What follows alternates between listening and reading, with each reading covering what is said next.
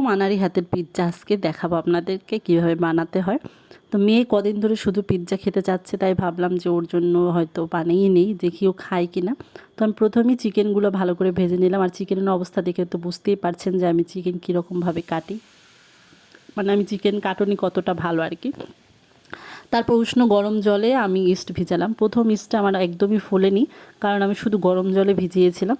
পরবর্তীতে আবার চিনি দিয়ে তারপর ভিজিয়েছি, তারপর আমার ইস্টটা একটু ফুলছে। আর আমি এখানে ময়দা, লবণ আর তেল দিয়ে প্রথমেই আগেই একটু মেখে রেখেছিলাম। তারপর আমি এখন ডোটা ওই যে ইস্টের জল দিয়ে ডোটা তৈরি করে নেব। ওরা দেখিয়েছিল ডোটা অনেক নরম করে, তো আমি অত নরম আমারটা হয় না, মানে আমার জল কম হয়ে গেছে কে জানে, আমি জানি না।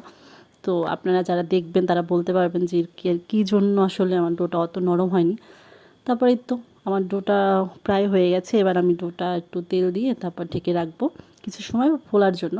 এর ভিতরে আমি অনেক কাজ করে এসেছি। যাই হোক, আমার এই যে ডোটার অবস্থা দেখেন।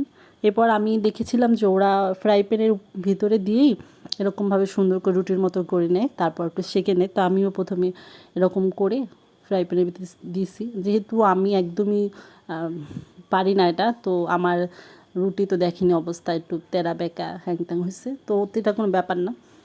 তারপর আমি একটু সেঁকে নিলাম।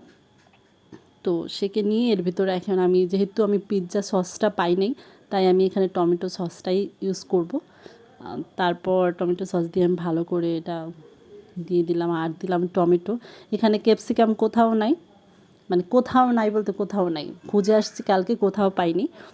আর দিব হলো পেঁয়াজ কেটে রেখেছিলাম এরকমভাবে, মানে এটা আমি পারছি পেঁয়াজটা কাটতে। টমেটোর অবস্থা তো দেখছেন যে, যাই হোক এটা কোনো ব্যাপার না, মেয়ে আমি সবাই খাবার। যে আগে থাকতে চিকেন ভেজে রেখেছিলাম সেগুলো দিব। তো অত সুন্দর করেও সাজাতে পারি না, ওরা কি সুন্দর করে সাজায় মানে দেখেছি, কিন্তু আমি তো আসলে অত গুণের না, প্রথম বানাচ্ছি তার উপর আবার। তো আমার এই তো সাজানো কমপ্লিট হয়ে গেছে পিৎজাকে। এরপর উপর দিয়ে আমি যেটা ফাইনাল টাচ মানে চিজ দিয়ে দেবো। প্রথম চিজ মানে করছি, গ্রেট করছি, সব চিজগুলো পড়ে গেছে। দ্বিতীয়বার আবার গ্রেট করে তারপর আজকে যা যে কাজই করছি সকাল থেকে সবগুলোতে বিফল হয়েছি। তো ভাবতেছিলাম যে আজকে পিৎজা তো না জানি বিফল হয়ে যায়, কেমন হয় না হয়। তো আমার চিজ দেওয়া কমপ্লিট হয়ে গেছে, এবার আমি ঢাকনা দিয়ে ঢেকে দেবো। কাল থেকে এতগুলো জিনিস নষ্ট করছি বানাইতে, যে এটা সেটা, যে আজকে ভয়ে ভয়ে ছিলাম যদি এটা না হয় তাহলে রুষার বাবা আজকে আবার বকানা দিয়ে দেয় যে তুমি সকাল থেকে শুধু উল্টাপাল্টা রান্না করতেছো। তো উল্টাপাল্টা কী করছি সেটা আমি আপনাদেরকে পরে দেখাবো এক সময়, যে আসলে কী করছি। আজকে যে কাজ করতেছি সব কিছুতে বিফল। তো ফাইনালি আমার পিৎজার অবস্থা এরকম। তো পিৎজাটা আমি ওই যে পাশে দেখেন খুঁচি খুঁচি দেখছি যে আসলে রুটিটা হয়েছে কি না হয় নাই, মানে ভয়ে ছিলাম প্রচণ্ড রকম।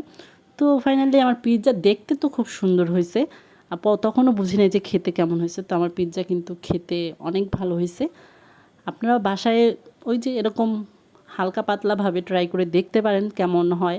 কিন্তু দুঃখের বিষয়, যে মেয়ের জন্য আমি এটা বানালাম সেই মেয়ে একটা পিসও মুখে দেয় নাই, সব আমি আর রুষার বাবা খাইছি। তো এই ছিল আজকে আমার পিৎজার ভিডিও, কেমন লাগলো জানাবেন। ধন্যবাদ।